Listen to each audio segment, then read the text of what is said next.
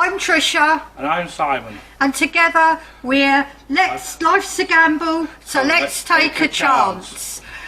Over the past few weeks you haven't seen a great deal of us. It's not because we've not been busy, it's because I've been busy on my other part of things that I do when I'm not working or not working on chance, and that's been I've been making cards, so that I've been going around to craft fairs in order to raise funds for chance.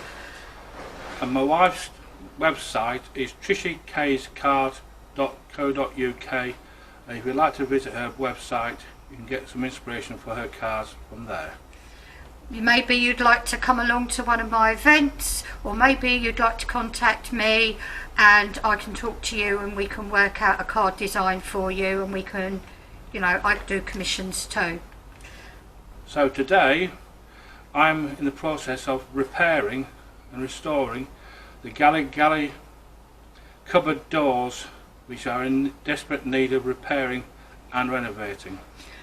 Obviously, to do that we're not actually up in Woodplumpton at the moment, we're actually still down in his workshop in Walton-on-the-Naze. We've still been having a couple of car problems, but hopefully tomorrow that will be sorted, and hopefully in the near future we will be able to go back up to Woodplumpton and carry on with the actual work on the actual boat itself. I actually can't wait to see it, to be honest with you. So anyway, without much to do, how about we go and have a look at these doors. Simon Papendick again, and I'm going to start repairing these doors, but before I can repair them I have to dismantle them into smaller bits so I can repair the broken and rotten parts. And this is how I do it. I use a clamp in reverse. Rather than clamping wood together, this actually separates the wood by clamping the arm like that, and it actually pulls the two sides away from each other. This is a well-known way of putting doors apart carefully and gently, with less stress than otherwise knocking it apart with a piece of wood and a mallet. So this is how it's going to go. So is that a traditional method of doing it, or a modern way? A modern way on an older method, but it's still the same method that's been used for years. So now, first I've got to put a clamp smaller than the gap,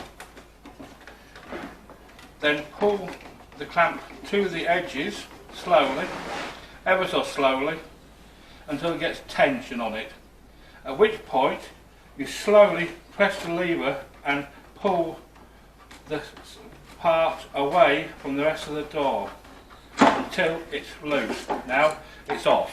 Look at that, wasn't that so simple? And didn't break anything, damage anything, so it can be used as a template for a new bit to be made. Done it once here, and now you turn around, put the door clamp across the wider part, and then do it again. Oh, that's good, because you can actually see that more clearly there. Yes, so you take it all to bits.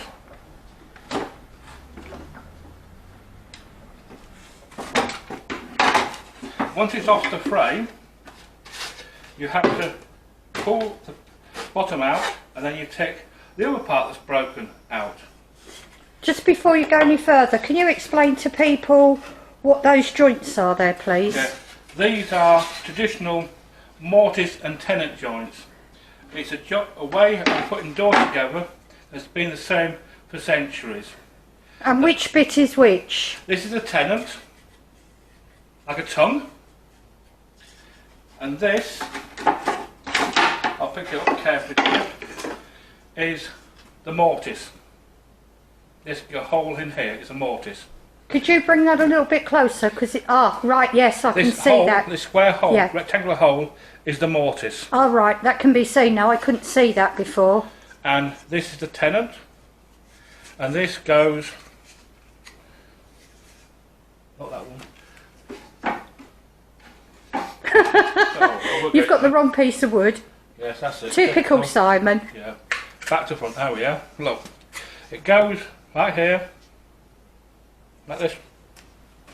You see, that's the tenon, that's the mortise, and they carefully go together to make a joint. Oh, that looks really cool. Yeah. Okay, yep. I think that makes it clear for people. This one I have not started on yet, but the same procedure's got to be done on this door. Is that a bit of rot at the bottom Down there? here is a rotten piece, so I've got to replace this piece and this piece. Yet this piece and that piece are fine, and so is the central panel. Because obviously we want to keep as much as we can. Of the original. Because we're trying to conserve as much as possible, and we're restoring, not replacing. That's correct. Here I have two bits of mahogany of a similar age and colour to what the original is. It's a bit oversized, but it gives you a chance to cut it down to the correct size and shape. That's the short one. That's the bit for the long one. And if you come over here a little way,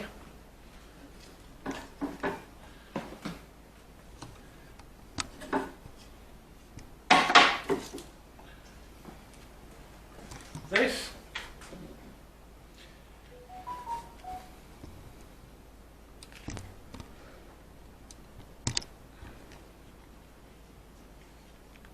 is a Mortise machine. Okay. Which cuts these mortises out a lot easier than how it would have been done originally back in 1948, which would have been with a pillar drill, very much like that one, with a drill, normal drill, and what's commonly called Morse chisels, all done by hand, and it would have been a lot harder to do and a lot more time consuming.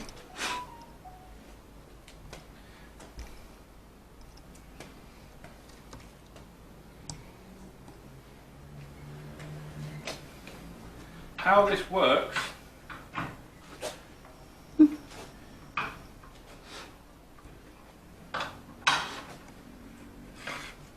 is you put the right piece of wood behind the mortise and the block of wood, and then you bring the mortise cutter down until it gets to the mortise and cuts the mortise out in a series of runs at it. So you start at the beginning, down, a bit further along, down again, a bit further along, down again, until you get to the end of the mortise. And that's how you do it. Once you've done that, you turn it round and do the same at the other end. Down with the mortise cutter to cut out the mortise. And if you look on these mortises, antenna joints, they have little wedges in here and in here to make sure that these stay in place, because these, when they were built, had no glue in them. They were dry fitted with a little bit of varnish, and that is how they were held together, just by varnish and being precisely made. So that's the start of doing the restoration of the doors, and there will be lots more of these videos showing you, as we start doing these, how we restore them, make them and rebuild them. And I do really believe that you're going to have to get a much better person doing these videos, because I am absolutely rubbish at it. No, you're not. We've all got to start somewhere. Shaky wakey. Well, maybe so, but we've all got to start somewhere, and we are trying our best to give people benefit of our experience and knowledge that's I've gained over the last 45 years. So, without further ado, that's Simon and Tricia finishing for the day. See you later, everybody. Until next time. Bye.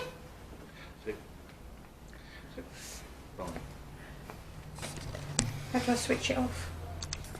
Before we go, No, start again. hi everybody, just before we go, Simon and I would just like to thank everybody for their support. Simon will now tell you who those people are. Jeff S. from America for donating some money to our Patreon project.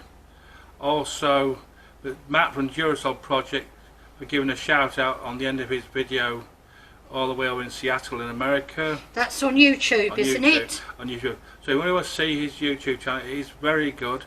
It's called the Duracell Project, and it's Matt and his wife rebuilding Duracell, the famous offshore racing yacht. There are lots of other people that we do know that have helped us, for example Simon's brother John and other people. If there's anyone else we've forgotten, we apologise, but we do thank absolutely everybody that's helped us in any way, either by donating parts, giving any advice, anything at all. Thank you all very much, because without anybody's help out there we couldn't be managing to do what we're doing now. Thank you all very, very much. So if you'd like to like or subscribe or otherwise help with our project, by all means do so on YouTube, Patreon, and also clicking on our Facebook and Twitter accounts to show your support for our project. Thank you very much, and goodbye for now. See you later. Bye. Bye.